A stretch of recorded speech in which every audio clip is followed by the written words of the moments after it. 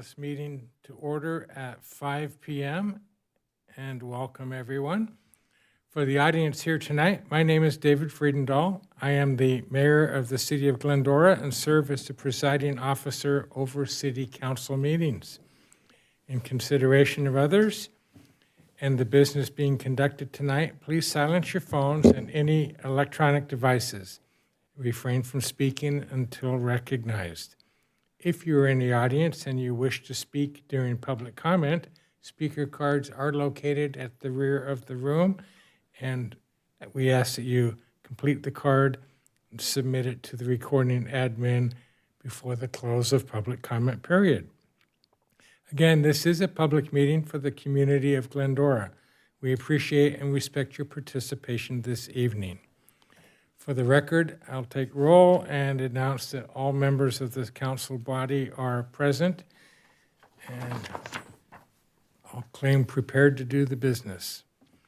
At this time, I'd like to ask the city attorney to read us into closed session. And welcome, sir. Yes, Mayor, honorable council members, the council will be meeting in closed session on two matters tonight. The first is with respect to real property negotiations, which is authorized pursuant to Government Code Section 54956.8, to consider negotiations with the Glendora Preservation Foundation and give direction to the city's negotiators listed in the agenda packet tonight regarding the real property located at 725 East Mauna Loa Avenue. The second is a closed session item regarding existing litigation, which is authorized pursuant to Government Code Section 54956.9D1 regarding pending litigation to which the city is a party. And the title of the litigation is specifically described in the agenda packet materials tonight, but known as Sukare versus City of Glendora, case number 24 PSC V03167, and Diane Bellars versus City of Glendora, case number 24 PSCV 02188, and Brandon Peruco versus City of Glendora, case number 24 PSCV 02539. Thank you, Mr. Aylshire. At this time, I will open public comment and invite members of the public to address this legislative body. Speakers are limited to 3 minutes, speaking once, only on the closed session agenda items. If you are in attendance, kindly fill out the speaker card and submit it to the recording admin before the close of public comment period. Once recognized, you should advance to the podium, state your name and subject matter in which you wish to discuss. Not seeing any speakers in the audience, I will ask, have we received any correspondence? We have not, Mayor. Okay, thank you very much. As such, I will close public comment period, and we will recess to closed session at 5:04. Thank you very much.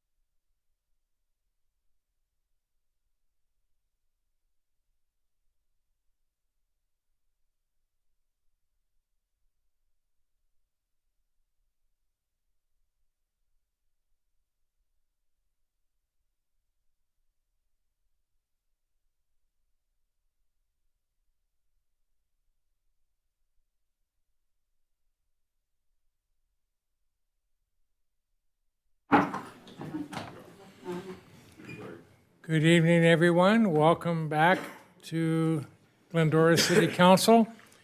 I will reconvene from our closed session at 7 p.m. and reconvene the open session. For the record, all the council members are present and prepared to conduct our business. I'd like to ask the city attorney to please report out from the closed session. Yes, Mayor, the council met in closed session on 2 items. The first was a closed session held pursuant to Government Code Section 54956.8 regarding negotiations to be had with respect to the property located at 725 East Mauna Loa Avenue.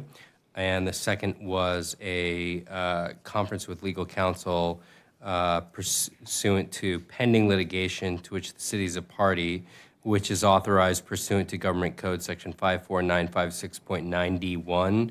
The specific title of each of those litigation matters are set forth in the council's agenda packet for this evening and are generally known as Sukari versus City of Glendora, case number 24-PSCV03167, Ballars v. City of Glendora, case number 24-PSCV02188, and Brandon Peruco versus City of Glendora, case number 24-PCSV02539.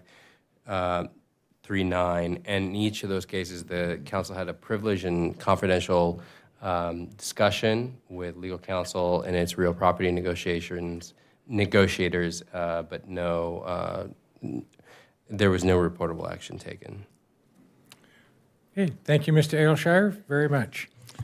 And welcome to the audience tonight. My name is David Friedendahl. I am the mayor of Glendora and serve as the presiding officer over city council meetings. In consideration of others and the business we are conducting, I would invite you to please silence your phones and/or electronic devices and refrain from speaking until recognized. If you are in the audience and wish to speak during the public comment period, there are cards like this at the back of the room. I invite you to kindly fill out the card and submit it to our recording admin before the end of the public comment period, and at such time we will recognize you for your speak.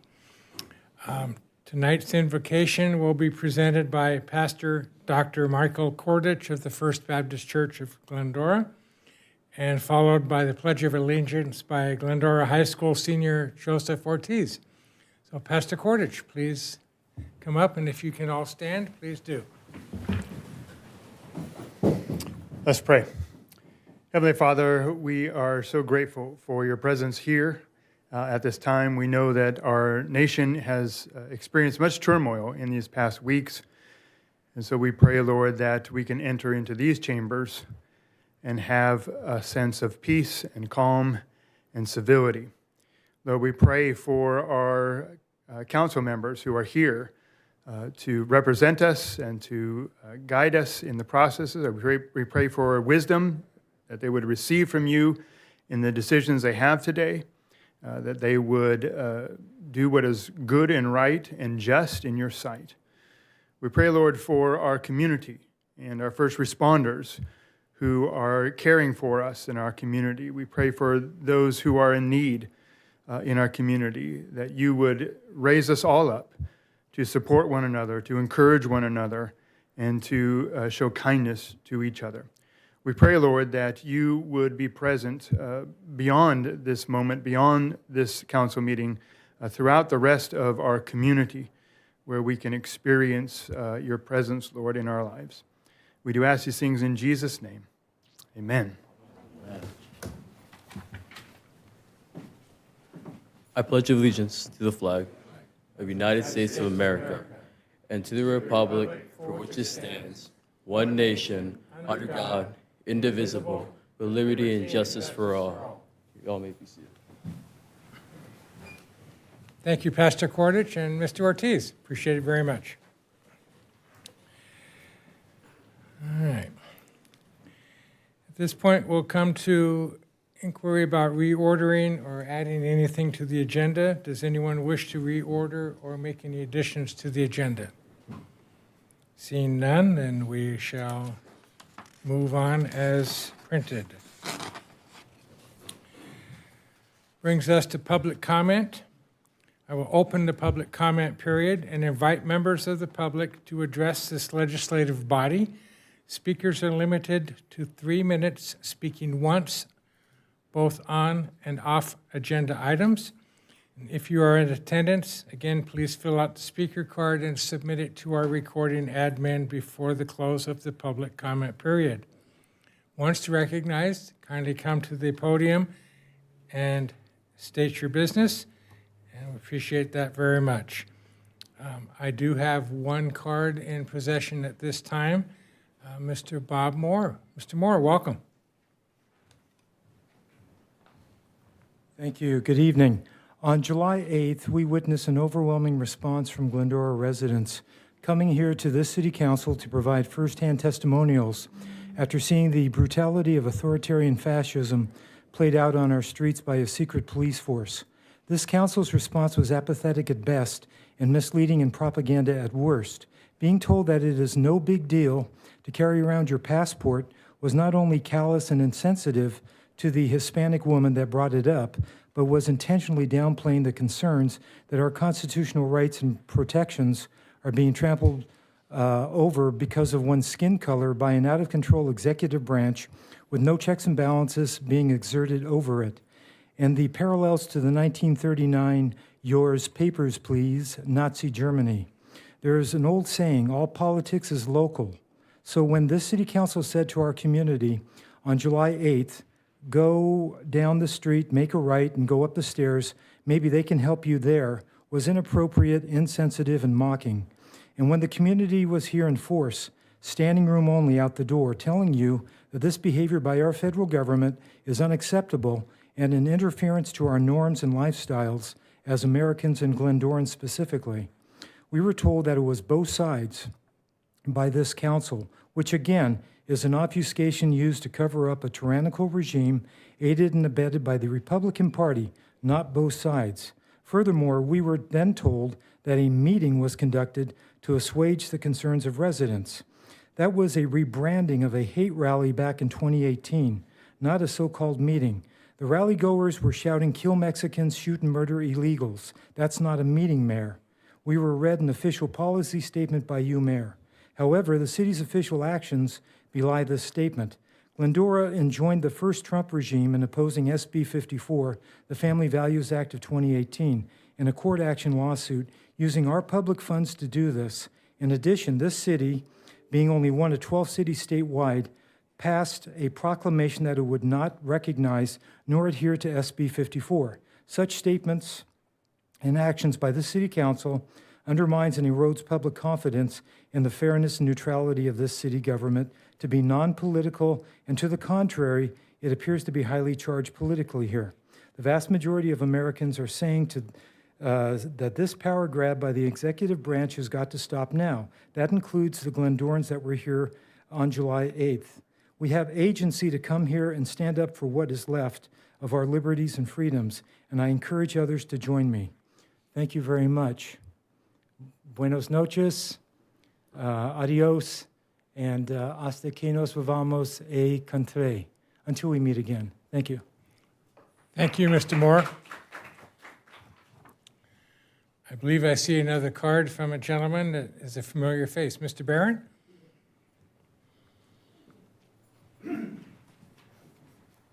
Good evening, City Council. I just, oftentimes we residents will bring up issues that we feel aren't being handled right, but tonight I want to bring up an issue where I think you did handle it very, very well, and that is this letter of opposition to SB 79 that the City Council approved and Mayor Friedendahl signed. I think it was very well written. I think it expressed a sentiment of anyone who knows about SB 79 and opposes it. I think it captured that very, very well. And it really puts the whole, unfortunately, if Governor Newsom signs that, it really destroys the vision plan completely because it overrides all local zoning, all the work that's been done and is expressed in the letter. And I appreciate the fact that that letter is accessible through the website. I wish that every resident, every property owner could be given that, because I still think that many, many residents are not aware of SB 79. So this is really just a thank you for that effort, and to reinforce the importance of local control and the fact that the state government, when we're talking about fascism and doing things that people don't like, I would say that the government of the state of California, the supermajority Democrat controlled legislature, and the governor are just, just running roughshod over every city that wants to manage its local zoning, its local laws, its local control. I mean, it's just ignoring that completely. So thank you.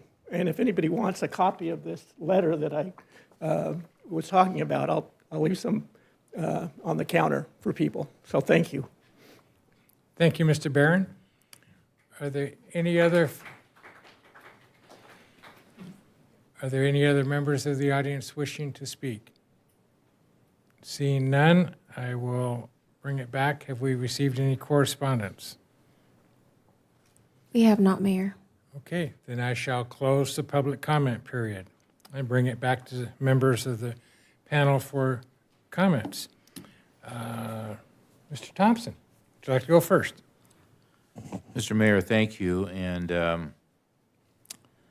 Mr. Barron's right. David not only wrote a letter in March, and I agree with what you said, that it was very well done, but Adam wrote one in July, I think. We were on our normal break, and there had been a lot of amendments to that bill during March and May and June, and he wrote another note opposing that. And so you should all know, the city should all know, that we are strongly opposed to SB 79. It's an overreaching bill, housing bill, that will allow apartments of 7 to as much as 15 stories to be built, and it is just not a good thing. So thank you, Mr. Barron, for bringing that up. And the odds are that our governor is going to sign it, but maybe, Pastor, you can pray another prayer, and maybe God himself can intervene, and maybe he won't sign it. I don't know, but that's that. I'd like to, and I think everybody knows this, but sometimes people don't know it. We have a train that is now running through our city, the Gold Line, but it's now called the A Line. You can take it from here to Long Beach if you want. And Friday was that kickoff, and it was a wonderful day, and the station is up and running. And I think that the five of us would agree that from the stations that we've seen, the station that we have is the absolute best.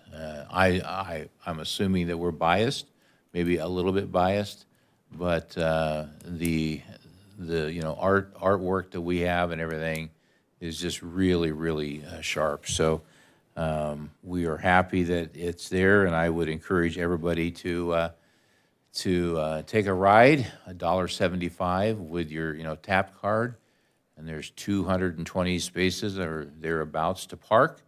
And I think our staff has been kind of keeping an eye on that, and as of now, it has not been full. That doesn't mean it's not going to be full, but there is going to be room there. I want to pay my greatest respects to Karen Davis.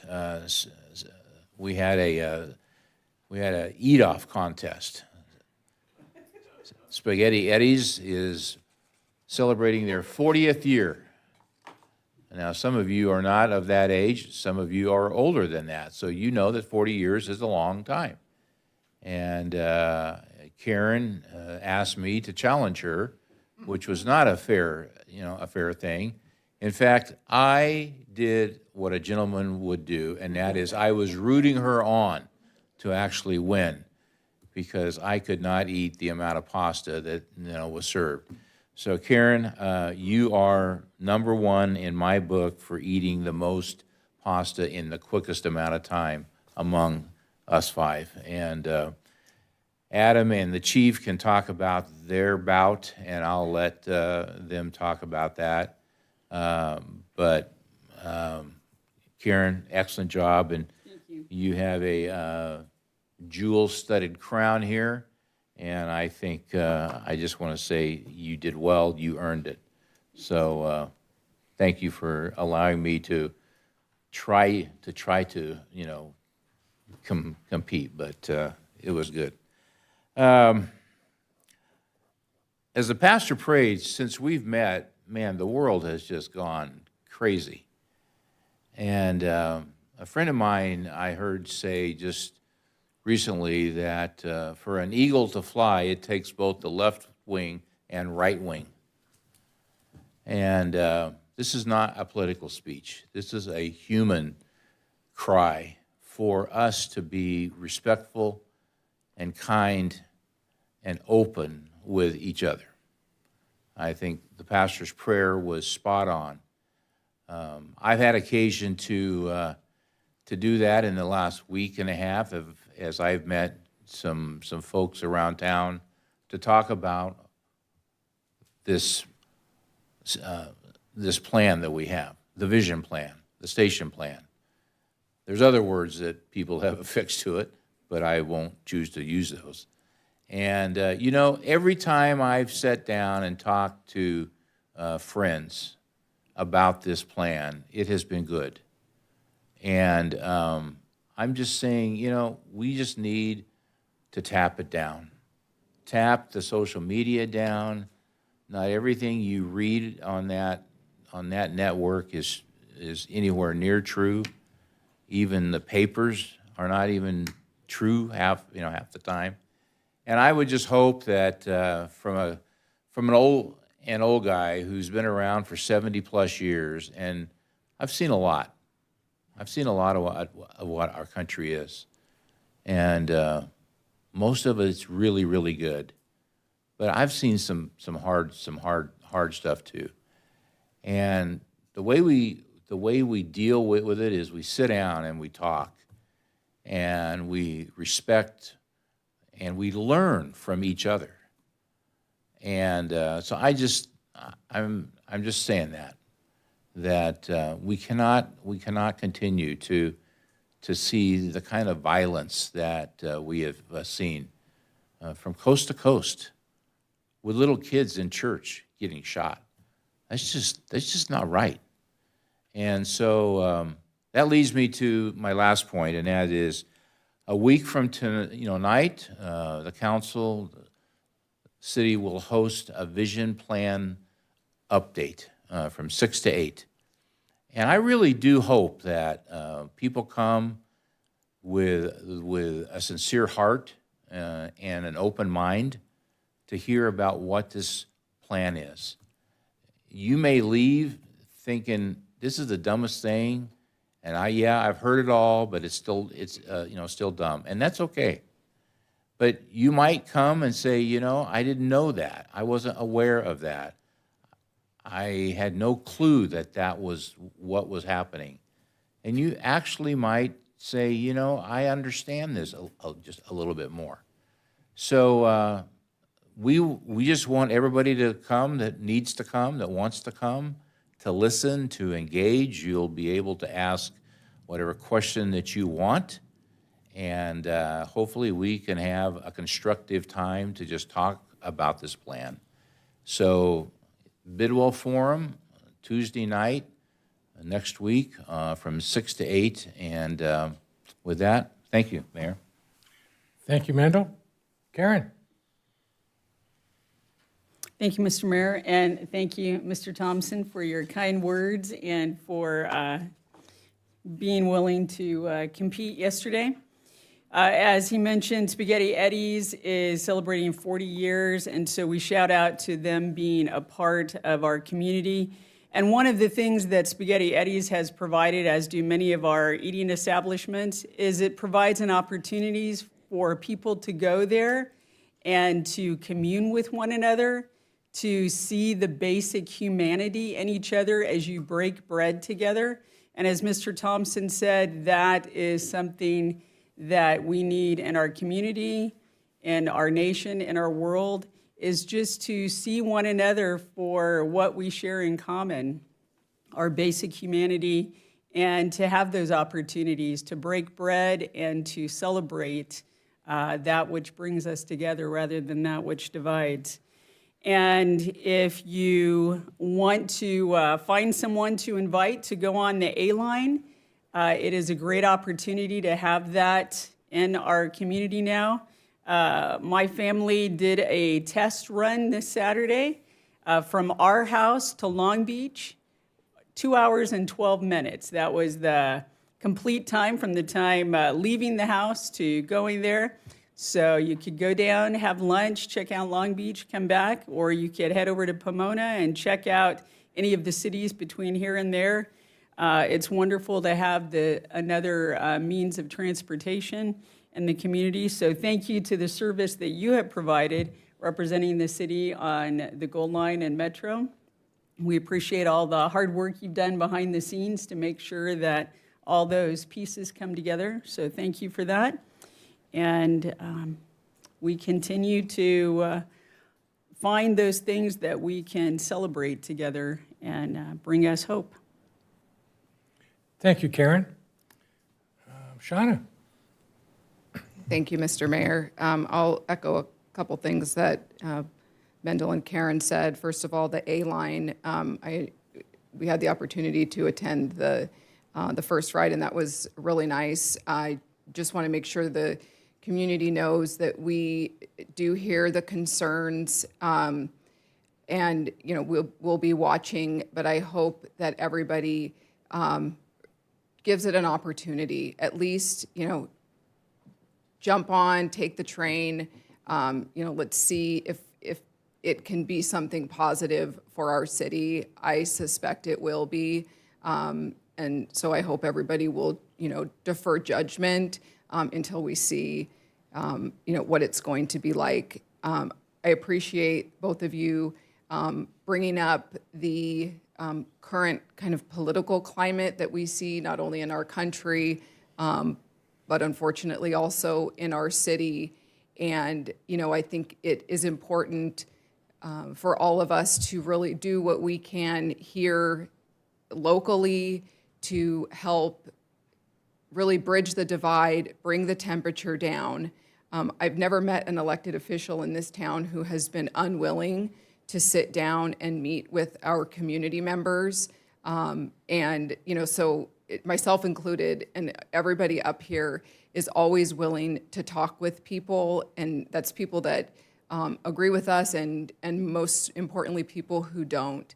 And I'll say, because we're on, theoretically the opposite sides of the political aisle, it's worth noting that in the past few weeks, Karen has been willing to sit down with me, with community members, to see what we can do to really help bring our community together and get people to start listening. Like, we don't all need to agree on everything, but we do need to be able to sit down and hear out each other and express our differences. So I appreciate that, Karen, and I think people, they need to hear that. They need to hear that we get along, and we have been able to bridge that divide. And I want the community to see that and know that, and join us in just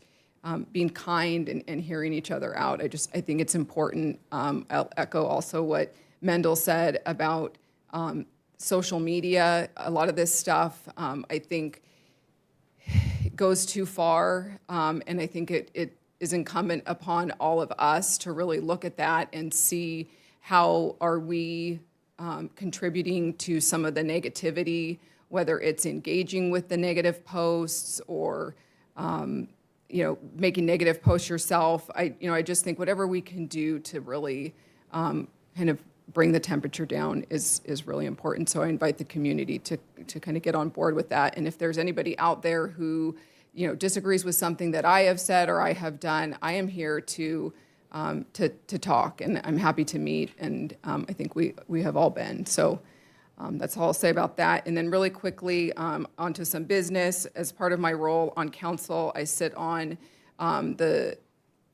some different boards, the SCAG board, regional council, as well as the San Gabriel Valley COG ad hoc committee for the 2028 Olympic and Paralympic Games. And so I just want our community to know, and kind of specifically our business community, that there are a lot of opportunities that are going to be coming with the Olympics in 2028. So there's obviously in Santa Anita, there's going to be some horse racing. In Pomona, they're going to have the cricket.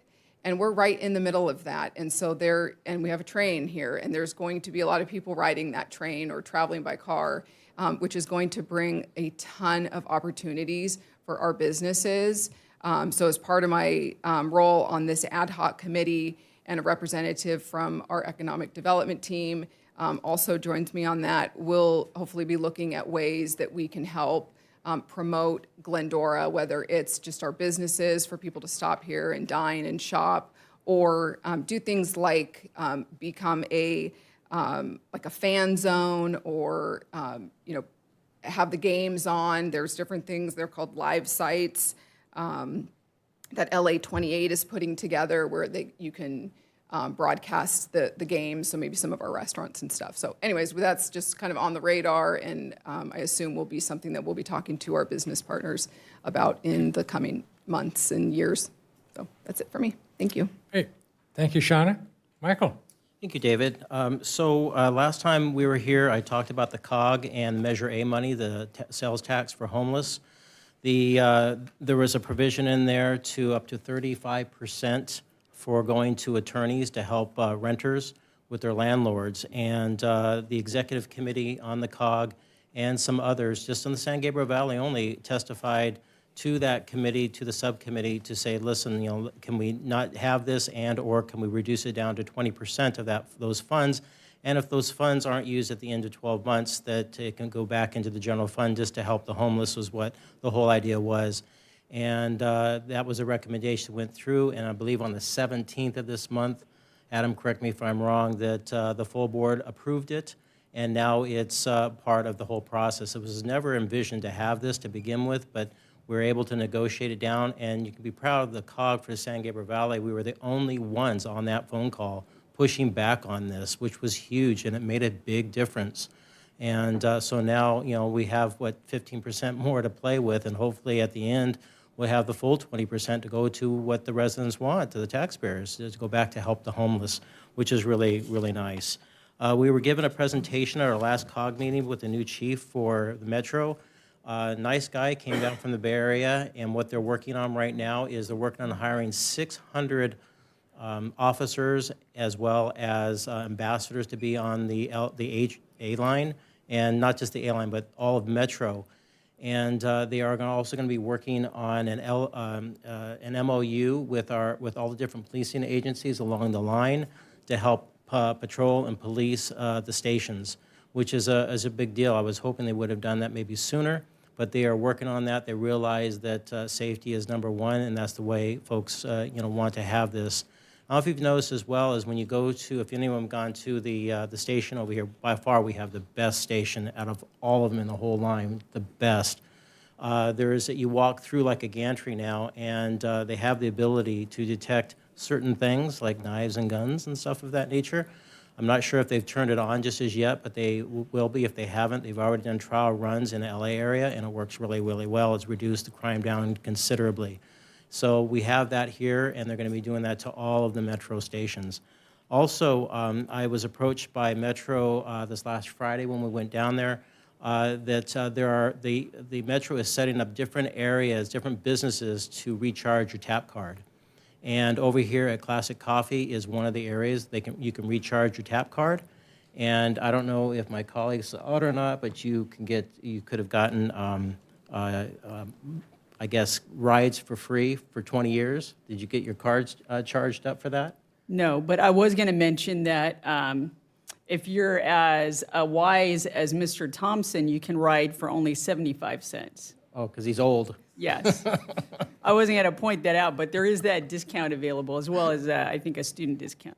Yes, but at the event, you could sign up and basically get points or monies for life on that, which is really good. So hopefully that they'll be reaching out to RPD so they can work on some sort of agreement to go forward to keep everybody safe. Because there was a report years ago that women wouldn't ride the Metro or any public transit because they didn't feel safe. And this is what they're working on, to make sure that everybody feels safe so that they ride it so the ridership is up. It's a nice train. It took us, 15 minutes to go from Glendora to Pomona. That was pretty quick with 2 stops in between. They were short stops, but they were stops. And riding back was really nice. I was able to ride in the front with the mayor for Pomona and all the way down. It was a neat ride, very smooth and very nice. Lastly, I would like to wish my bride of 39 years a happy anniversary a week from this Saturday. She's sugar and spice and everything nice, and they say opposites attract, but I'm not sure in this case. But I'd just like to wish her a happy anniversary after 39 years. We dated for 5, and a year before we got married, I proposed over at the Blue Bayou at Disneyland. It was one of her favorite spots. That was when you can get in without having to have a reservation. So, so thank you, David. Thank you, Michael. 39 years, huh? Okay. 39 years, catching up to you. Yes, you are. I, too, got to enjoy the A-Line experience on Friday, and it was quite good. Yes, we have the nicest station. There are spaces available. I counted 50 cars at 1:30 this afternoon, so took a poll, and it was good. Did see 2 Metro ambassadors doing their work and being available for help, so they're doing their darndest to make it a good experience. 2 years ago, I ran into the Chief Executive Officer, Ms. Stephanie Wiggins, at a conference, and I got a moment of her time, and I gave her an honest San Gabriel Valley perspective of what we expect. She looked at me and listened and said, "Really?" I said, "Trust me." When I saw her Friday, she remembered that, and she quoted back to me, "It will be a pleasant, safe, clean, and good experience. Promise." So I have confidence, and we will hold her to that. Give it a try. It'll be fun. And the trip to Long Beach is kind of neat, and a lot of nice things down there, and there's lots in between here in Long Beach. Echoing the conversation about the community conversation next Tuesday to discuss the station vision plan. It will be, well, I would call this a formal meeting and a gallery that gets to listen. This is going to be a formal presentation by the experts. However, an informal discussion and ability to ask questions, get the right answers. If we don't have an answer, I promise we will not make something up. We will get the fact check, and we will get back to the parties involved. But I invite us to all come participate. Bring your respectful hat, because we want to deliver respectfully, and we expect to have that conversation in such a manner that we can all come away with more information and better educated and listen and learn. So look forward to that. The times are announced 6 to 8. It'll start about 6. It'll get done when it's done. Okay, we're not going to throw people out. We want to have the chance to all of us learn and see and get the correct story. With that, I move right along, and I'll offer an opportunity for Mr. Raymond or Mr. Aylshire for comments.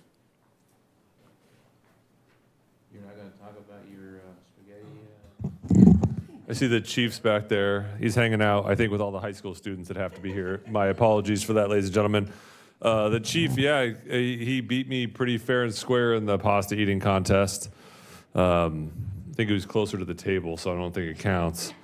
But yeah, it wasn't close. He had that look in his eye, and I'm like, thank you, sir, for not making me have a reversal of fortune here. And he definitely cleaned house. Happy birthday to Spaghetti Eddie's, their 40th birthday. Large crowd and turnout and a lot of fun. And looking forward to the meeting, Mayor, next Tuesday.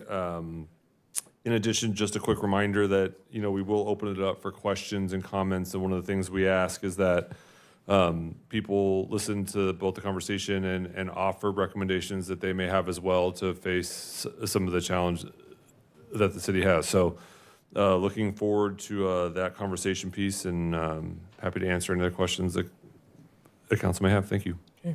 Thank you, Adam. Danny, anything? I have nothing. Thankfully, I escaped that experience. Okay. Thank you very much. All right, that brings us to next item on our calendar is the consent calendar. Items on the consent calendar will be enacted by one motion without individual discussion unless a council member chooses to remove an item or pull it for separate discussion. Does anyone wish to pull any of the items 4 through 6? I'll move items 4 through 6 on the consent. I'll second it. Okay, no motion to pull, so we have a motion by Mr. Alawas and a second by Ms. Davis for items 4 through 6. Kindly vote.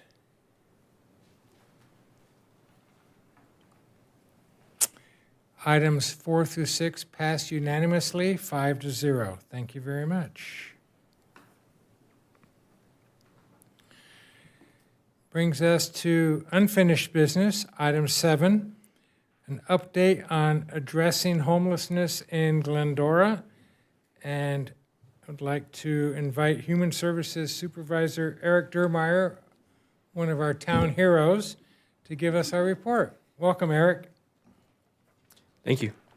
I don't know about that, but alrighty. Good evening, Mayor and council members. Thank you for this opportunity to share this update on the city's efforts to address homelessness. Since our last update in March, the Homeless Services team has engaged with the community by tabling at the Earth Day Festival and National Night Out events. Human Services staff also continue to attend meetings of the San Gabriel Valley Council of Governments Homeless Committee and the Consortium on Homelessness to stay updated on funding and issues related to homelessness. Human Services Manager Debbie Lopez attended the consortium's fall summit this month, where they discussed senior housing strategies for an aging homeless population. The League of California Cities also interviewed city leadership and the Homeless Services team for their Western City magazine to highlight the efforts taken to develop programs to address homelessness these last few years. The full article is available at westerncity.com for your reading. The city's services are supplemented by the resources available through our community partners. The Lakota Outreach Team often visits Shepherd's Pantry multiple times a week to provide clients with food and clothing. Residents have donated meal gift cards for staff to distribute to those in need, and Glenkirk Church has offered use of its shower facilities for our clients. To support special populations, we may also coordinate with the Glendora School District, YWCA, or the Department of Mental Health. In February, the city participated in the Greater Los Angeles Homeless Count, and the results were processed by a team of researchers from USC, LASA, and HUD. The countywide results and the raw data for individual cities were released this summer. This slide compares this year's results to 2024. The research team emphasizes that the numbers for the county and service provider area are the most statistically accurate, but the Glendora raw data, which are unadjusted observations from the night of the count, are provided here for our reference. You can see that homelessness has declined at the county, SPA, and the city level. The city of Glendora funded its own homeless census in 2021 and 2023 to gain a better understanding of our residents' needs, experiences, and demographics. While the LASA count was observation only and run by community volunteers instructed not to engage, the Glendora census was both a visual count and an interactive survey conducted by city staff and contracted partner CityNet, who processed the results. This week, Human Services staff, the Lakota Outreach Team, and Glendora PD are partnering with CityNet again to complete a third homeless census. The City of Glendora received a $50,000 grant for each fiscal year 2024 and 2025, totaling $100,000. These funds were directed to be used to prevent homelessness or to help eligible households obtain housing. The grant performance period ended on August 31st. This slide highlights all expenses made from our last City Council homeless update to the end of this period.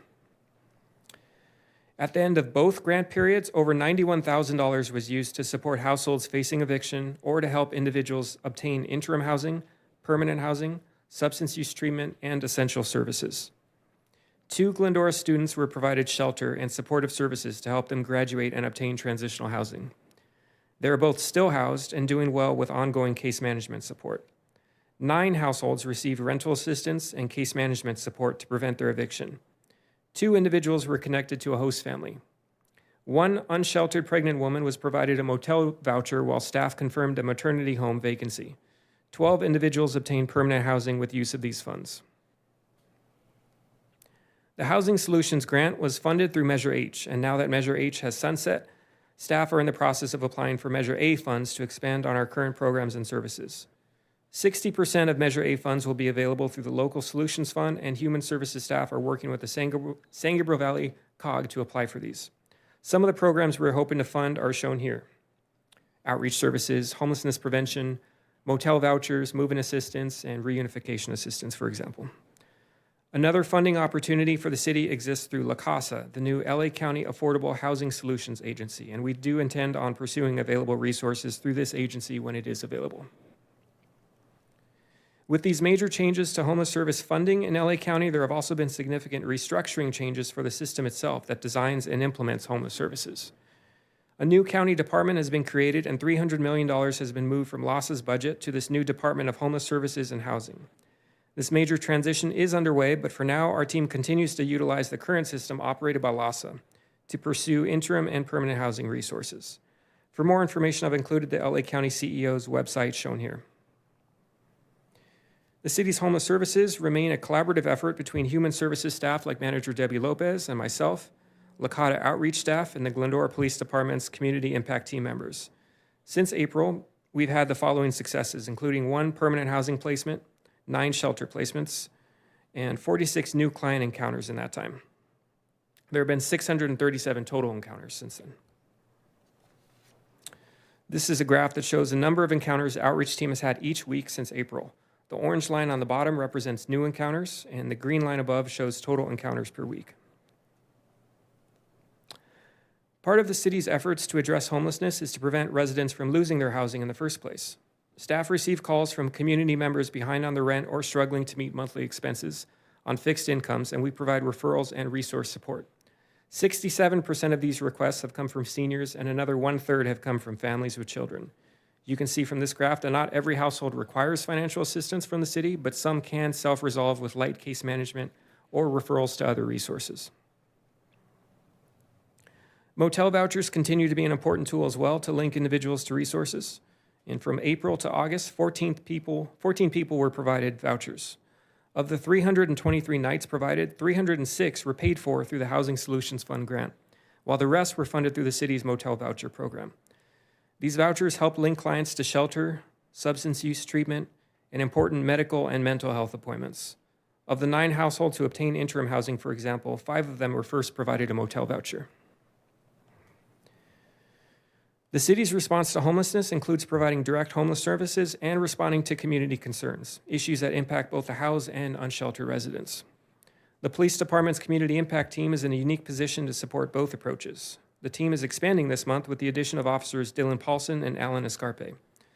While Glendora PD tracks their own data related to criminal activity and homelessness, the Licata team does the same with outreach requests and services provided. Together, the city utilizes this data to best direct the appropriate resources. And lastly, here are some highlights since our March update. We've had 2 clients matched to a Section 8 voucher and 1 completed the process. We helped purchase household items and provided some labor for this client as they moved in this month. Our team also assisted a high school student with a referral to transitional housing, keeping him safe in a motel until he was accepted into the housing program. And he's doing well. He's working full-time and receiving ongoing case management support. That concludes our presentation. I'd be happy to take any questions. Thank you. Thank you, Eric. Always enlightening and encouraging with the work that the team does. With that, I'll bring it back for questions or discussion. Shauna? Thank you. I have a couple questions, but I'll say one of the most surprising things in your report, which thank you, by the way, it's a great report, is that the amount of seniors that are seeking assistance. That's troubling, but it makes sense. I mean, with, the economy the way that it is, and, a lot of these folks own their homes outright, so they're here, but they're feeling the impacts of the economy and inflation and whatnot. So I appreciate that we're working to support them. Just given the kind of the current climate and some of the concerns of the community in regards to the train, and a concern that will bring more homeless individuals into town. I'm just curious, are we expecting that? I wouldn't say we're expecting it, but we're planning for it. So we are changing how we outreach by having our outreach team go by. They have their rounds that they do every morning and every afternoon. They have their set route, their set hotspots. They make their presence known every day, whether you all see them or not, because they're in an unmarked vehicle. You may not see them, but they're out there. They're in the village every morning, Vaughn's, Albertsons, Lone Hill, the Home Depot shopping center. They are all around town. So we've prioritized that stop being their first. It's closest to where they start at Glendora Police Department. So from there, they're going to start at the new Metro stop, and they're going to check in multiple times throughout a day. So if there is someone there that is loitering or just looks like they need services, we'll engage with them. And if it becomes a public safety issue because of our close relationship with the community impact team, we'll let them know, and we'll collaborate as we do with anyone else. If we can handle it with a soft approach and connecting them to services, great, and we'll just add them to our caseload. And if they become regulars, then we'll make sure that they continue to make progress. But what we see usually is that people are passing through, even just with the public transit system as it is right now. We might see someone for a day or a couple days at a time, and if they're not from here, and if they're causing issues, Glendora Police have their own way of responding to that. But if it's something where they do have connections and they do keep coming back, our team connects with them and we build a housing plan. But honestly, we're not expecting that because this is just one stop on the way. There's a lot more resources as far as the public benefits offices in Pomona. People are no longer stopping in the Azusa stop, staying there overnight, and then moving to Foothill Press for hospital services. I don't think that that's going to be a concern. But we'll continue to watch and we'll monitor. So we'll be very intentional about our presence there. Okay, I appreciate that. This question might be better for the chief, but I'm just curious, again, along that line, what's our plan or the protocol from the police department standpoint in addressing this, or maybe patrolling the station or station area? Again, just to kind of ease some concerns with the community.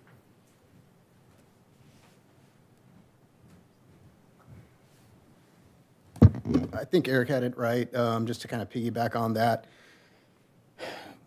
we've talked a lot about the end of the line being in Azusa, and then now the end of the line moving to Pomona. And in no way am I hoping that that problem moves from our city border and goes to Pomona, but organically, I think a lot of that will happen. We anticipate that there will be people getting off the train stop in Glendora, getting off and on. I mean, it's the whole purpose of the Gold Line. We hope a lot of people ride it, and there will be people getting on and off in Glendora. I think the offset of the end of the line moving to Pomona with our stop, we will see less problems come to Glendora because of the way that is. Did you want anything else addressed in that? No, but my next question, if you can just Yeah. hang out here, can you explain the difference between Metro Police Department and Glendora Police Department, and kind of what each of you will be handling? Sure. So there is no Metro, well, there is a Metro Police Department in name right now, but there is no functioning Metro Police Department. So 600 officers, I've heard between 600 and 1,000. I can't imagine the amount of time and resources it's going to take to staff that police department. So right now, the Los Angeles County Sheriff's Department is providing their police services through the contract. And the simple answer is that anything happens on Metro property will be handled by the Sheriff's Department through the Metro's contract, or Metro handling it. And anything that happens on not Metro property would be handled by the Glendora Police Department. That's the simple answer. That's the easy answer, but there's a lot more to it than that. And the Metro property would be all the trains, the train tracks, the platform, all those types of things. Did you have another? No, that was it. The reality is that we partner with Glendora, the City of Glendora staff, the Glendora Police Department staff. We partner with all kinds of different agencies. Eric always comes up here and talks about their agencies that we partner with, and our law enforcement partners we are very close with. So we do kind of cross that line of what property it occurs on, but to tell you the truth, more holistically, we get together with our partners whom we have relationships for, and we address the problem as best we can by who's the best agency or staff member to handle it. I'll give you a couple examples. I know you went on a ride-along shortly after joining council, and 30 seconds into your ride-along, you found yourself in a cop car with a police officer with lights and sirens on going to Azusa. And you were surprised by that.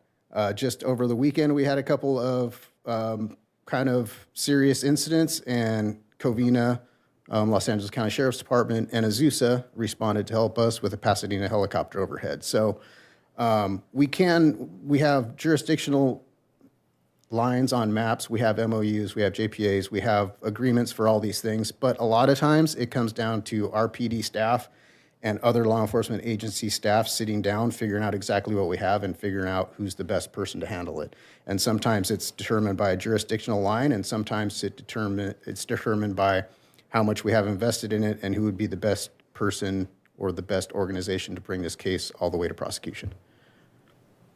So. Perfect. I appreciate it, and I think that we have the best of the best in terms of our police department and our human services team, and I feel confident that we won't see any major issues, and I'm excited for the train and appreciative of the work that you guys do. Thank you. I think Assistant City Manager Moises Lopez may want to lean in. Before Moises, I was hoping that I would get called up here. I just wanted to say the 40th year celebration at Spaghetti Eddie's was outstanding. I really enjoyed looking at all the old pictures over the years. And I did crush our city manager, Adam Raymond. Yes, he did. And he was very gracious in his loss, but he did make a comment about me being closer to the table and that I won because I was Italian. So I'd like to quote Vince Lombardi by saying, "You show me somebody that's good at losing, and I'll show you somebody that never wins." Well, and in your defense, he was in full uniform. He certainly didn't want to get splattered, so he was postured correctly. Good job. I'll save my commentary on the spaghetti eating contest. But in addition to what Eric and the chief have mentioned, I think it's also important to note and highlight some of the steps that Metro is taking to kind of prevent a lot of that situation where unhoused individuals move from one city to another. So they have stepped up their ticket enforcement at stations kind of down the line further west of us. They have a multi-tiered security system where it does involve police officers, but also behavioral health individuals as well as ambassadors to kind of address those needs firsthand. And then in terms of ticket enforcement, one of the things you'll notice on our platform alongside all of the other stations here is that it's much more difficult for somebody to get on the platform who doesn't have a ticket. So there are bigger, taller doors that make it more difficult for individuals who have evaded the fares to get onto the train system. So I just want to highlight some of that stuff that they're doing consciously because they're aware of that particular challenge. I appreciate it. Thank you. I'll take another bite at the apple as well. So we've been planning for this for years, and I, like many of you, rode the train on Friday out to APU, out to Pomona, and then back to Glendora, and stopped at each stop along the way. There's been a lot of planning in crime prevention through environmental design at each station, but especially ours. We have a lot of plans in place, but the biggest plan we have in place is it's been open for 5 days. We haven't seen any significant rise at all, but we're staffing it, we're keeping our eyes open, and we want to have the community give us any information they have on it.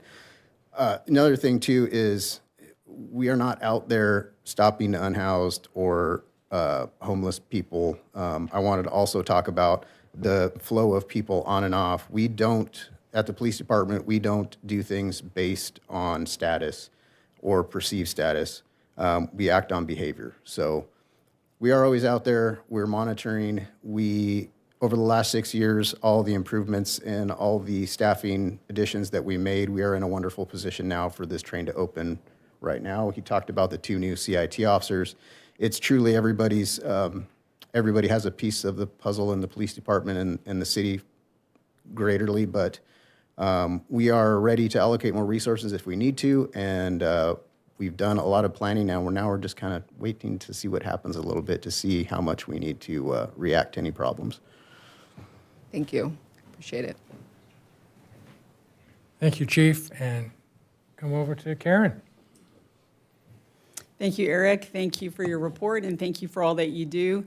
And I just want to give a reminder to folks that not every unhoused person that you might see in the city of Glendora came here on the train, that I think that that is a misnomer. Oh my goodness, there's an unhoused person. They must have come here on the train.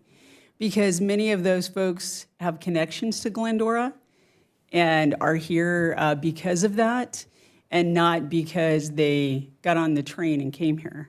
So first and foremost, that is a good reminder. And I think that also for people to take some of that energy and angst and maybe invest it in upstream solutions. If you do not want to see unhoused folks, then maybe you could be part of the solution.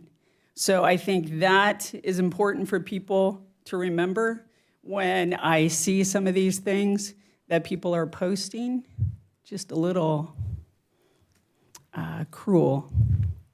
So thank you to your team and to the PD, the community impact team, what they are doing to make a difference. Obviously, the statistics show that, but even more important than that, the stories tell that. And that every one person that you have helped has been a person whose life you have changed. So thank you. Thank you. Thank you, Karen. Mendel? Mayor, thank you, and I couldn't agree with Karen more about what she said. There was really a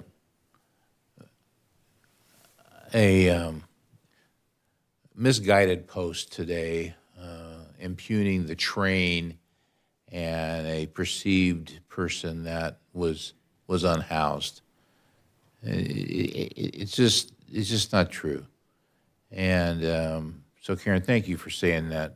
It's really true. And back to my previous statement, you just can't believe everything that is posted on some of these websites. So please just don't. I want to say thank you to Debbie, Eric, the CIT team. I think that we as a city are richly blessed to have the people that we have with a heart, knowledge, and skill sets to deal with people that are down on their luck. Police are there to help. Yes, they have authority and power, but I know the folks that are out there on our team, and we are blessed to have them along with Eric and Debbie. And numbers are going down. People are being helped, and it's just really good. I will tell you, I am very disappointed in our county board of the supervisors. Now, before I'm blasted on social media, I think that Catherine, who is our supervisor, is impeccable. She works with us well. Vicki Paul, who is local, a deputy to her, is amazing. But she's one of 5. And on one of the slides that Eric showed, we get $180,536 back. And Adam, you can make sure I'm saying this right. So that is after we give them 5 or 6 million. So you don't have to be a PhD in math to figure out that if you give somebody, just say 5 million bucks, and we only get 180,000 back, that's not a good deal. That's a bad deal.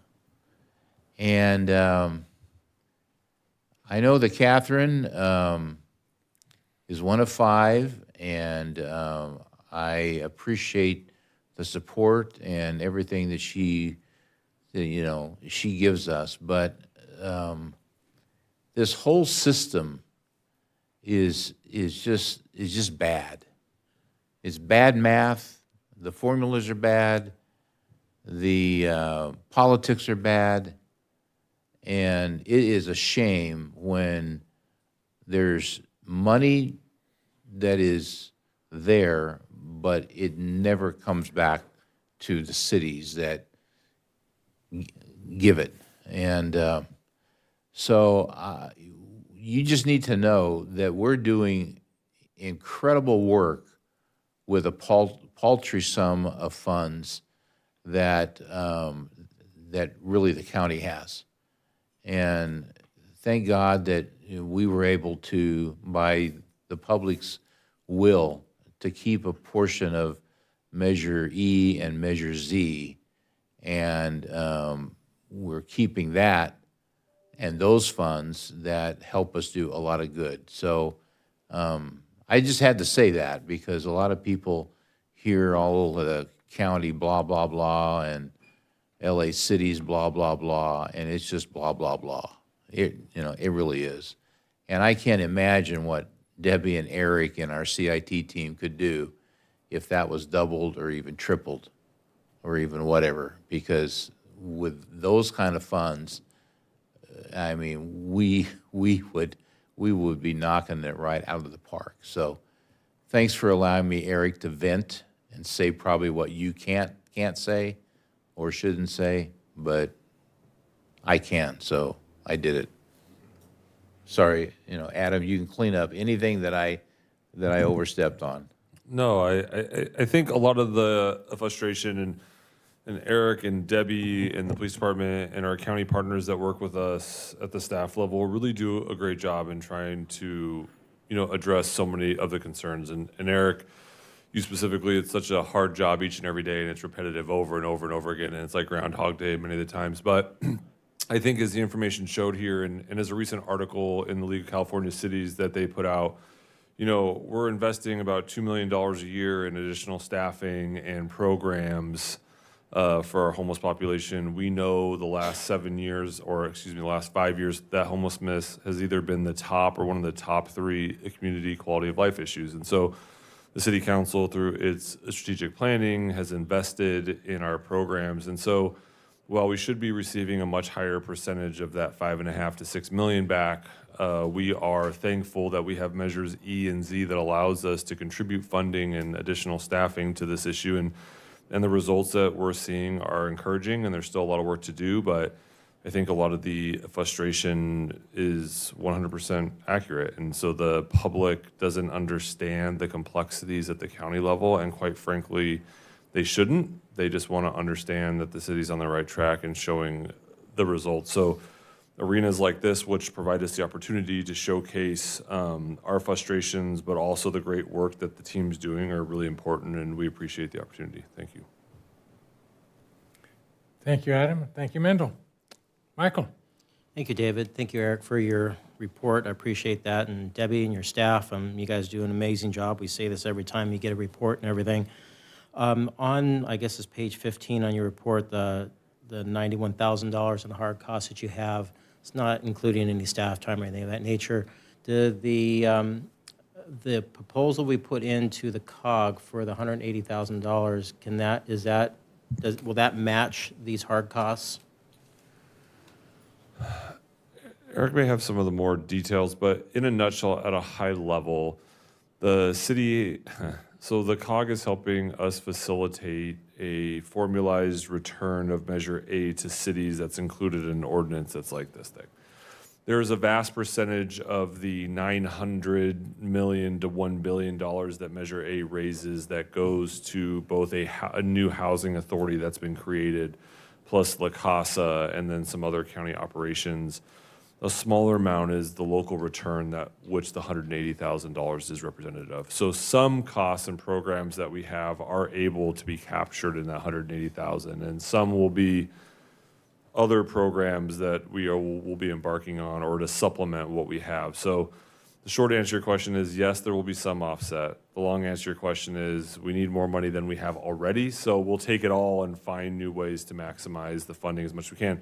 But I would just share, as Eric mentioned, and is really true, is there will be opportunities for us to apply for additional grant funding, whether it's capital that we need for potentially some upcoming projects that we have, or operational to achieve maybe some gaps that we're missing in services. We'll continue to chase all of those opportunities down as well. So at our last COG meeting, we had a soft ask from a Metro board member for the city, or all the cities that have the station, to provide 5 beds for homeless folks. Have we been approached officially? Not that I am aware of, no. Okay. No. It's coming. It was a soft ask. Just as this whole budget for Measure A is about $1 billion, roughly, give or take, and we're only getting $180,000 out of $1 billion budget. To Mendel's point, that's horrible. $1 billion and we got $180,000. It's really that's just wrong on so many different levels, because you folks help so many folks. Can you imagine if we got a proportionate basis on that? We could help so many more at one time. That'd just be amazing. Also, there was something else that the new stations with all the entry and exit, you have to have a tap card now to also exit. And the way it's set up, you just can't exit like you could before. So that was something I thought I would mention. But well done. Thank you for everything. You guys improve every year, and it's really nice to see how many folks you help. And hopefully we can do more so with some of the implementations that we're trying to do at the council level right now. So thank you. Thank you. Thank you, Michael, and thank you, Eric, for the great report, and the entire team that continues to do an amazing job. It's 4%, by the way, for the math. And I've had an audience with all 5 of the county supervisors, and they go, oh no, here comes that person again. I'm not greedy. I'll accept 50% of what we generate as a revenue to let you do your job even better. So they laugh at me, go, oh, well, but nevertheless, despite all the faults of the county, you guys are amazing. So thank you. And I will accept a motion to receive and file this updated report. So Moved. Second. Motion by Karen, second by Michael, and ask us to please place our votes. 100% unanimous. Well done. Thank you very much. All right. That brings us to item 8, a presentation of the cost allocation plan, user fee study results, and scheduling of the required public hearing to talk about, bottom line, the master fee schedule for the city of Glendora. And Good evening, Mayor and Council presenting members. Desiree Valdivia. Hi. Welcome. Thank you for having me. My name is Desiree Valdivia. Tonight we'll be presenting the cost allocation plan and the user fee study results and scheduling the required public hearing for this.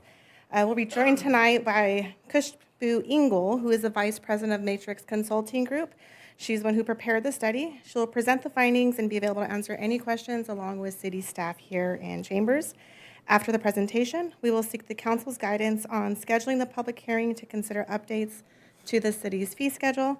And then just wanted to note that a distribution under a separate cover was delivered to council incorporated in the agenda and made available to the public.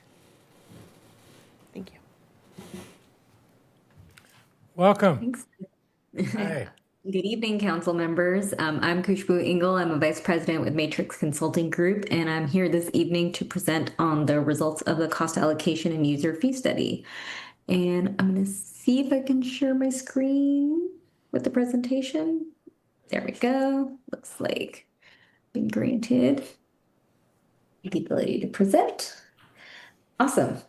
So like I said, I'm Khushbu Engel. I'm a vice president with Matrix Consulting Group. We wanted to present the results of the comprehensive citywide fee study that we worked with city staff on conducting.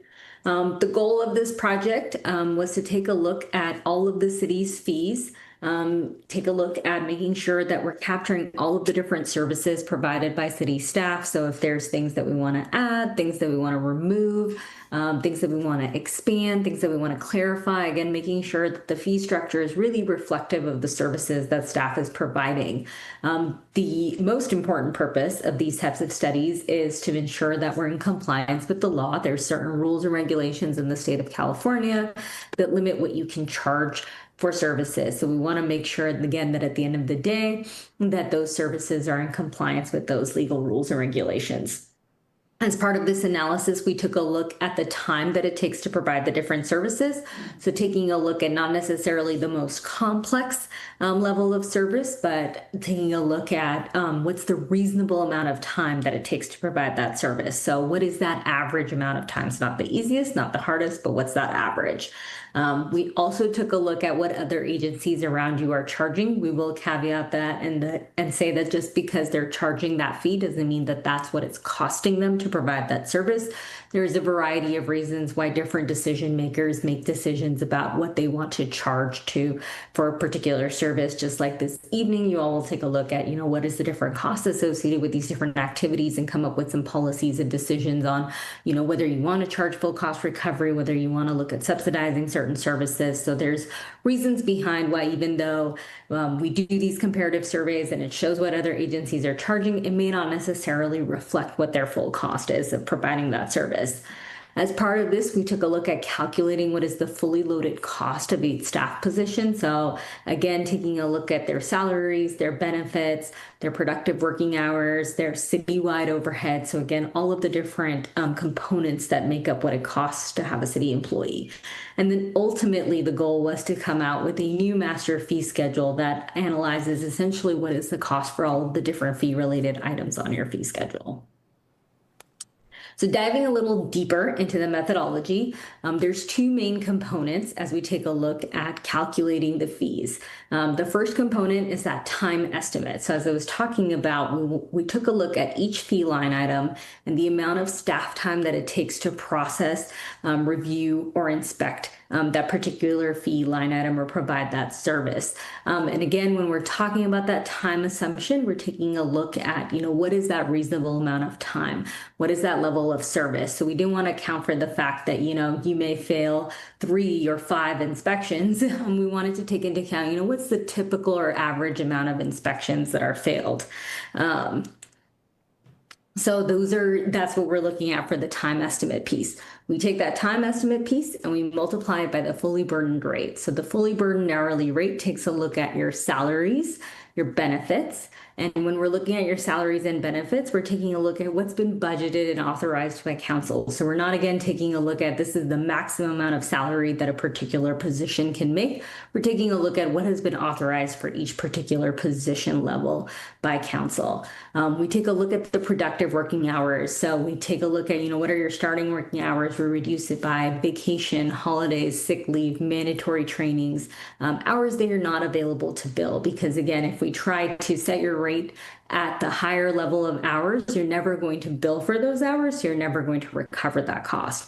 We then layer in divisional and departmental overhead. So taking a look at the services and supplies that you need to provide those fee-related services. The fact that you're in a building and there's utilities associated with that building. If you're an inspector, you need vehicles to go out in the field and do the inspections. You need computers to do your job. So all of those services and supplies costs. We also layer in any sort of administrative support. support. So, there's support positions within a department, clerical staff, administrative staff, supervisors, department directors that may not necessarily be directly working on fees, but they're providing support to staff who are working on fees. And then the last layer is the citywide overhead. That comes from the cost allocation study. So as Desiree mentioned, there's 2 different studies we did for the city. We took a look at the cost allocation plan, which takes a look at all of the citywide overhead components. So taking a look at council, city attorney, city manager, finance, HR, those internal support functions within an organization, and how they're supporting all the rest of the city funds and departments. So we layer that piece in. So we take those 2 components, we multiply them together, and that really creates your full cost of the service. And that's really your maximum justifiable fee under the law. So you don't necessarily have to charge that amount, but if you want to recover 100% of your costs, that shows you your 100% cost recovery.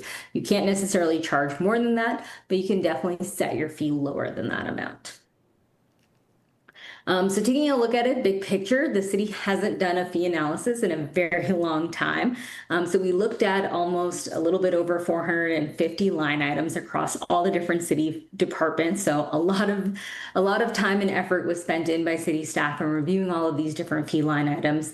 We created a couple of new fee categories. So in building, we looked at creating some combo residential permits. So for single family projects, things like EV chargers, remodels for bathroom and kitchens that didn't have major structural changes, swimming pools, things that are very common permits that single family projects will pull, but something that you don't necessarily need to base on the value of a project. So it makes it simple for both the applicant standpoint as well as the department standpoint. So again, trying to streamline the fee schedule so that it's easy for everyone to administer and it's easy for the residents and the community members to also know, this is the full fee that I'm paying that includes everything.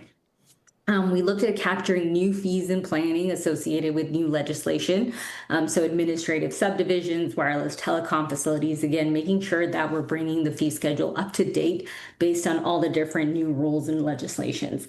And then we looked at reorganizing the fee schedule, again, because it'd been so long, there were many services that were lumped together in departments that no longer provided those services. So making sure that we were accurately accounting for services based on who was providing those services and how they were being provided.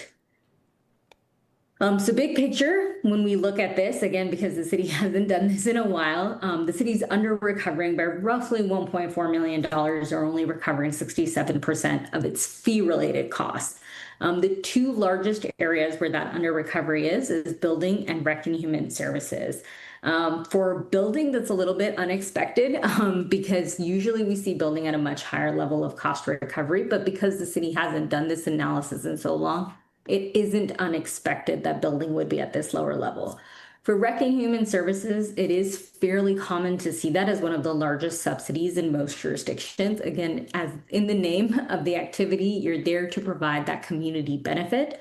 You're there to ensure that you're providing those services at a level that's affordable and accessible to all of your community members. So there's a reason that generally those services are subsidized. Again, when we're looking at this big picture, you can see that the level of cost recovery varies by department depending on the services. So again, we have lower cost recovery for things like rec and human services, library, but then you see higher levels of cost recovery for things like engineering, building, planning, those items.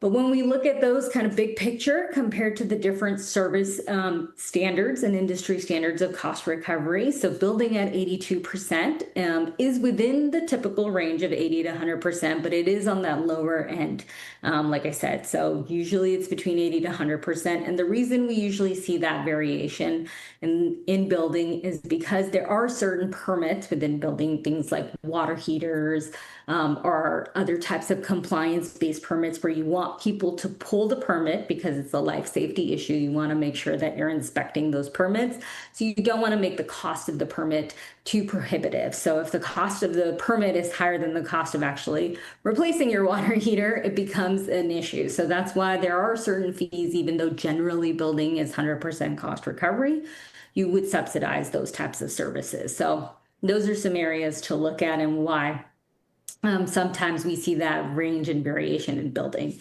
Engineering, similar to building, is between 80 to 100% cost recovery. Again, there are certain types of permits and activities in engineering where you see much higher cost recovery, the improvement inspections, maps, but areas such as like driveway encroachment permits or temporary encroachment permits, those are areas where you see subsidy. Right now, the city at 69% is below that typical industry standard or range.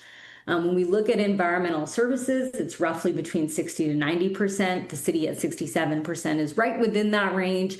Again, there is that variation because it depends on who's providing that services. Right now, the city contracts that service out primarily, but because those contractor rates haven't been updated consistently, there is the reason for that low cost recovery level. Finance at 60% is actually above the typical cost recovery range that we see for finance, which is between 20 and 40%. So they're doing really good. But again, there is that variation in the types of services. When we're looking at the fees that fall under finance, they're more in relation to kind of the special events activities, business license applications. And again, those tend to be higher cost recovery. But in other jurisdictions, sometimes finance will include other types of services that are lower cost recovery. And that's why that range can vary. When we look at library, they're right at the top of the higher cost recovery level. So we usually see between 20 to 50% for library services at 49%.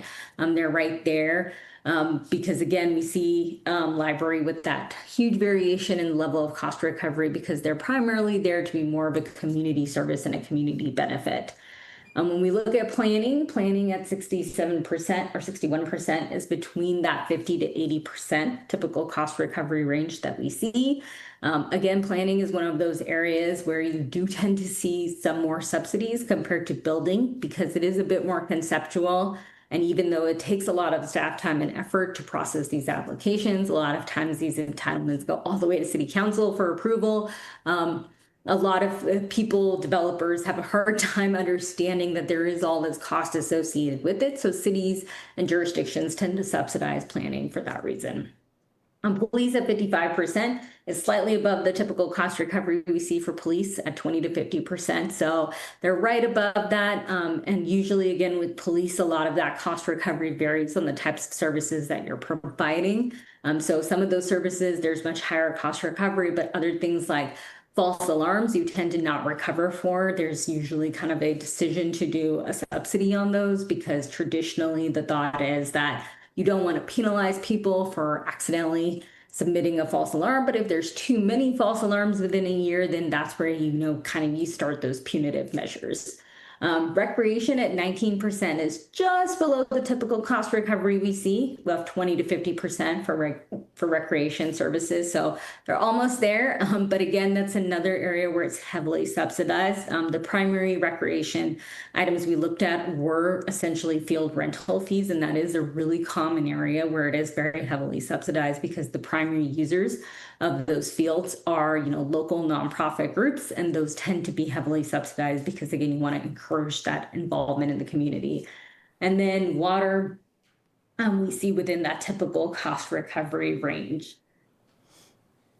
To just kind of sum up, the purpose of this study, like I said, was to really take all of this information, consolidate it all together, and bring it forward to you as decision makers to decide on kind of where and how you want to set the policy direction. So, on the previous slide, we talked a lot about the different cost recovery standards and ranges that exist for each of the different service areas. So you can take a look at that and look at, do we want to maintain that cost recovery goal? Do we want to increase, go towards a higher cost recovery goal? You can even look at it line by line and kind of give direction, but it's really seeking input from you on where you want to make those policy choices and decisions.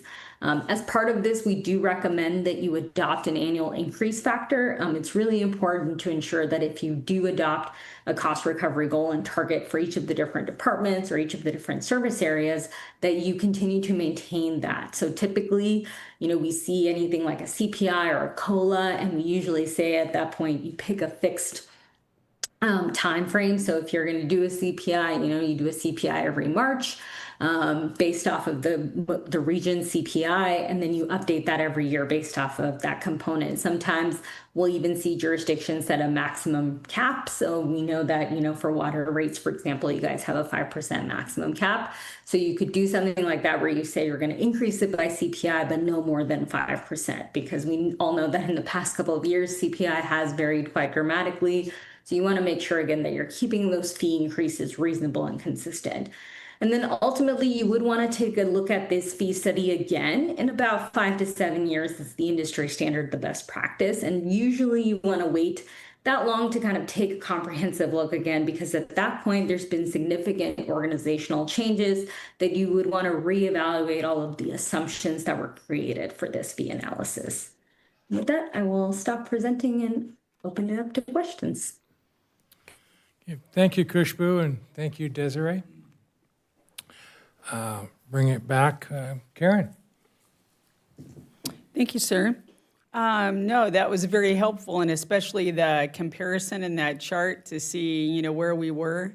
Of course, we would expect finance to find out how they can squeeze the most money out of and be above the average. Well done. Yeah, I think that just looking at it,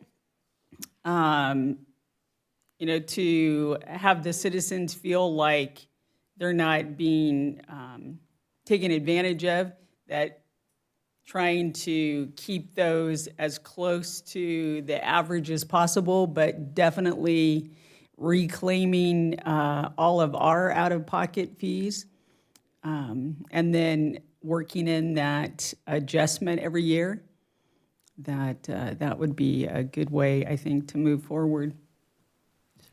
Okay, thank you. Mendel. I would agree with Karen, but let me be a little bit more blunt about what I am going to say. Could you go back to your 5th slide? Or somebody can go back to the 5th slide. So there's 9 components on that slide. And I think that the only areas that we should not look at aggressively are the Parks and Rec, Human Services, police, and our library. We're covering 67%, and we need to understand that this is the taxpayers' funds. We're a business, and I believe that taxpayers want to make sure that the business is being run right.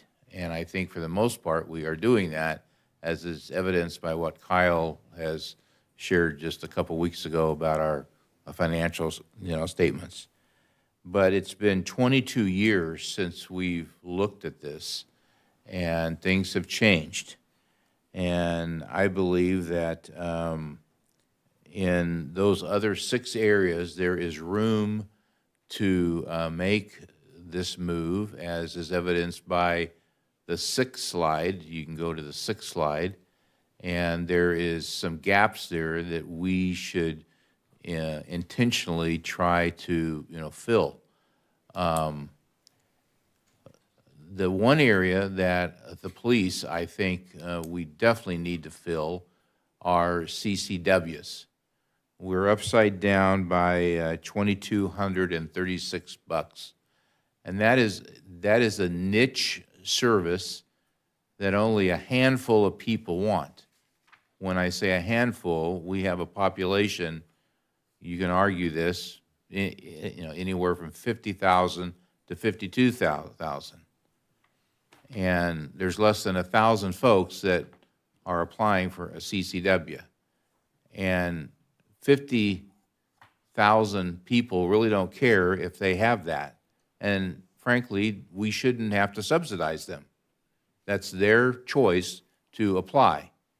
And I think that is a gross error, and it's not intentional by anybody, but I think that there is room right there, and I have friends that are in that group, and I'm sure they're going to give me all kinds of grief, but I don't care, because the average guy doesn't care if they have a CCW, and they don't want to subsidize that. And as a business, if, you know, you go out to eat and you want the best steak, then you should pay for the best steak. If I want a burger, I want a burger, but I don't need to subsidize your interest in getting the best steak. And that's what I'm saying here as a businessman. And we're a business, and we need to act like that, which we do, and we need to operate like that. And as evidence, we haven't done this in 22 years, so we need to begin to make strides. My target for 6 of those 9 areas would be to reach the 85 to 95% threshold. I don't know that we need to have 100% or even more, but we need to be covering costs, because any sort of business is going to cover costs. I'm sure that in real estate, you don't sell a house and not cover your cost. And Michael, in his consulting world, he's not going to go out and consult and only get paid 67% of his cost. And when I did what I did, I wanted to make 100%. Actually, I want to make 105. And so that's what I am saying here. So over time, and I would leave that to the wisdom of our team. I'm not saying next week go out and change fees. I mean, I know we can't do that legally, but I'd leave it to the staff to try to gently move up and educate folks that may think, oh man, you're just killing me. Well, do you want your city to, thrive and, have all of the services, or, not? And so this is a good chance, and the data's there, and I love it. You guys have done a great job. Thank you. I don't know what we paid you, but you've done a good job, and I think that the citizens need to understand that. And so let me see my notes. Anything else? That's all. Thank you. Thank you, Mendel. Shauna? Thank you. The report was fascinating. This is the first time I've seen something like this, and so it was really neat to go through and see all of this information. I concur with what Mendel said, so I won't beat a dead horse. But I hope, so it took us 22 years to do this. I hope we're on track to do it maybe sooner next time. This would be my only ask. Yeah, and on that front, this has been a project in the city's strategic plan for some time, and the better part of 5 years now. And we really waited until a lot of the city's permit and financial projects from a technology standpoint were underway, so we could understand the new processes, so we could have accurate time studies in compliance with all the various state laws. And so this reflects our updated processes under those. So yes, the report mentioned, and I agree, every 5 to 7 years, probably closer to every 5 years is much more helpful for everyone. And can we roll out an increase? Is that possible? Because we don't have to do it all at once. I mean, could we take a couple years? Yeah. City could stagger and say, okay, for these types of services, can we look at 85, 95, 100% cost recovery? We can talk about sort of all of those. I think so far the commentary we've heard is if it's a building, planning, and engineering services type of fee, closer to the 100% cost recovery, because those are individual people asking for individual services, that makes more sense. I think the presentation tonight did an excellent job of providing sort of the differences between those fees that benefit an entire community and those services. Parks, for example, serve, from 0 to 105, those groups. So we can definitely look at layering in increases. If our goal is to get to 30% cost recovery, what that looks like over a 3-year period, we can absolutely do that. Thank you. Thank you. Michael? And before you start, do you charge for consulting? No, never. Go ahead. For you, and Mendel, it's always free. It's always free, yeah, thank you. Michael, go ahead. Thank you. So we had talked earlier about Prop 218, and since we have this now report, we can bypass 218? No. Or No.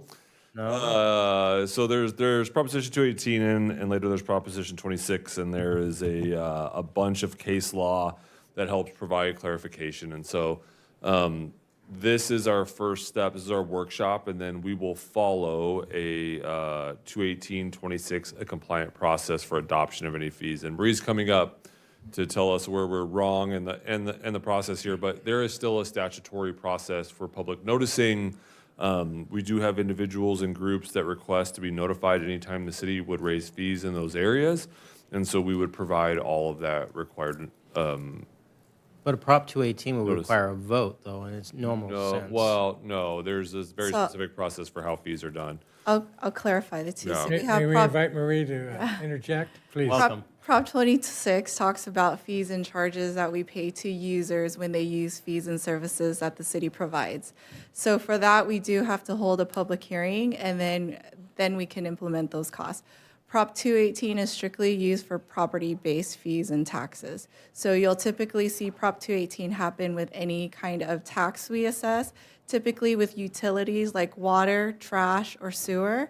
Those are the fees and charges that you would have to have a Prop 218 process to go. So we're not bypassing any laws. We are following all the laws by holding a public hearing and holding this workshop today for the council to determine what policies and recovery we're having. But because these are user fees and not related to property ownership, the Prop 218 is not necessary. Okay, thank you for clarifying that. It was mentioned that there was a study done on the burden, the overhead rates for, was that done by department?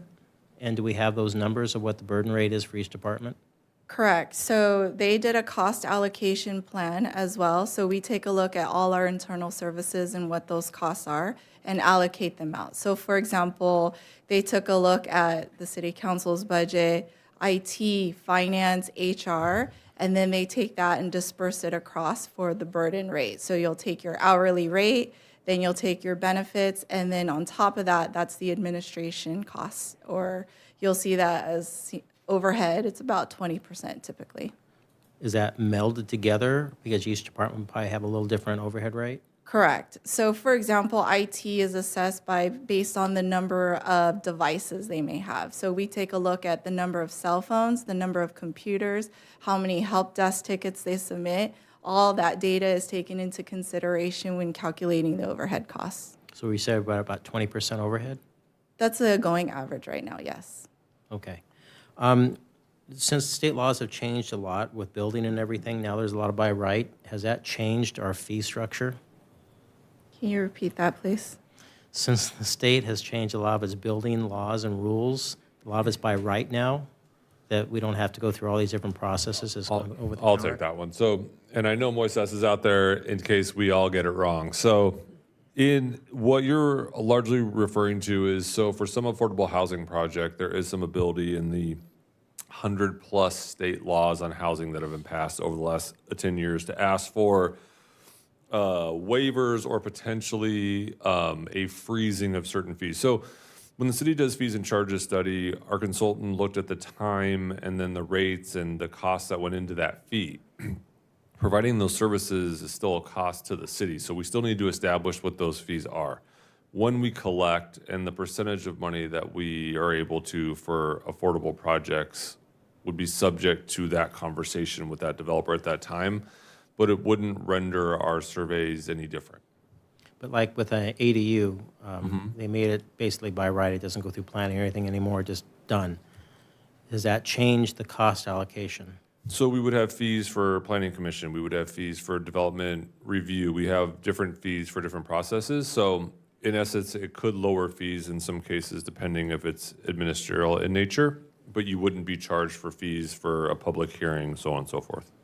So I noticed on here, water is down as far as we're not getting the monies that we should be getting, but about 2 years ago, we changed the whole rate structure. Rates are different than fees. So Marie, do you mind walking through some of the fees that we would charge for water? Sure. So 2 years ago, we focused on rates, and we noticed that there was going to be significant increases in connection charges and also creating conservation tiers that you saw. We went from 2 tiers to 4 tiers for our consumers. At that time, the decision was to not increase fees at that time too, simply because it would require another public hearing, and we didn't want to put more of a burden on the consumers on the rate side.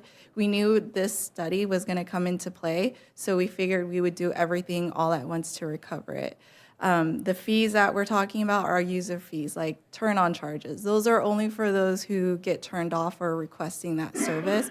And so now at this time, now that the labor agreements have been negotiated, we're able to take the most current up-to-date labor rates and calculate that for this study right here. So it wouldn't be for just the ratepayer for everyday No, charges? this is strictly for users. So if a developer comes in and they need a hydrant meter, now we're increasing the rates to what it actually costs the city to provide that. Or if we send out a meter reader to test a meter, or they have to do a reread at the request of the user, this is when they actually get charged for it. Okay. Thank you for clearing that up, because I think people out there are going, oh no, my rate's going to go up again? No, this is not water rates, this is strictly user fees. Okay, great. One of the last questions is the PD. We changed those rates about, I think, 2018, around that time frame. And I think we put an escalation in there as well, if that was for the alarm rates. But we're still kind of low on that, besides what Mendel mentioned with the CCW. Are there any other areas that PD is lacking in fees, not catching up? I believe it's minor here and there, but those two are the vast majority, especially the false alarms, I believe, are the singular largest amount.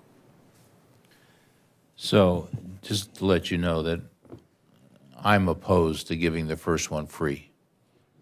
But I can understand why.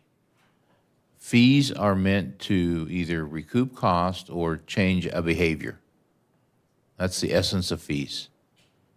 And there's a lot of people out there that are just lazy. And they let their alarm ring and they don't care. You know, they don't care if their house is locked up good, or go, oh, the police will come. 3 cars come, they spend 45 minutes for what? I understand that the common acceptable practice is to give the first one free. So I want to cave in on that one. But I still think, you know, you don't get to run a red light free, and you shouldn't, because bad things can happen. And so I just, you know, I'm just the type of guy that, you know, if you want the police to respond, then it better be important. And if you're just lazy, then, you know, you just need to pay whatever the fine is. But I'll back down on that one. But I just wanted to let my friend know that I'm not sure where you were going with that, but Nowhere. But that's where my opinion lied. But I've been ratcheted back. Can you imagine that? Yeah, I think part of that conversation too is sometimes when there's a false alarm and it goes off and we have a response, we don't know the alarms have a permit. So in the fee study that you have before you, there are different permit fees for both a residential and commercial alarm. So oftentimes the first one is, while it's free, you're still going to be asked to pay that permit cost. So not entirely free. So we appreciate as staff your view on that we should recover our costs, but there is a permit fee, and that's how we know you have a valid alarm system. You're dropping the quarters. I think we can make a lot of money if we charge fees on council comment. Amen. That's right. That's right. So my paycheck will be bigger going home? No, it'd be smaller after you paid the fee. Our police chief, the Silent Fork, has some commentary on false alarms for you. Remember, Mendel had yogurt for dinner, okay? He's a little cranky. No quotes. I'll just come up here real quick since we were talking about CCWs and alarm permits. So CCWs, we did raise them a little bit. It is a subsidized service that we provide, and a lot of that has to do with legislation. A lot of those fees are held by law, we can't charge over a certain amount. So there's a lot that goes in with that. We did raise our fees up a little bit, looking at when I presented last time on this, when we did the rate increase, which I believe was, or the fee increase, which I believe was came to council in June-ish. We talked about raising it, and then we talked about industry standard, what other agencies were charging, and then what fees are mandated by law that we can't go above. And then just to set up your next council meeting, Business Services Manager Julie Linger will be providing our alarm fee, false alarm presentation at your next council meeting. So we'll have some slides in there with how much we recoup by year, and a little bit, we'll include a little bit more of the process. There's a lot more to it. The first one can be free, but they have to go to a class to get that fee waived. There's a lot more to it than just what has been brought up. So coming soon to a council meeting near you, we're going to talk about that one. So we'll probably have some more question and answer on that one. Yep. Thank you, Chief. Question. How long until we would do a hearing on this to schedule it? So we're required by law to do some public notices and also notifying some agencies around us that we are proposing a rate increase, which would also include associations like the building industry, Edison. So we make sure that we have to notify everyone. I would say probably at least another month to incorporate the comments from the council, set up the policies, and also do our notifications properly. So sometime before the end of the year, we would have a hearing? The first Absolutely, hearing? yes. I'm in support of this, but I have one request. If we can have maybe 2-on-2s with staff to go over the requests and things that in detail, being prepared for the hearing.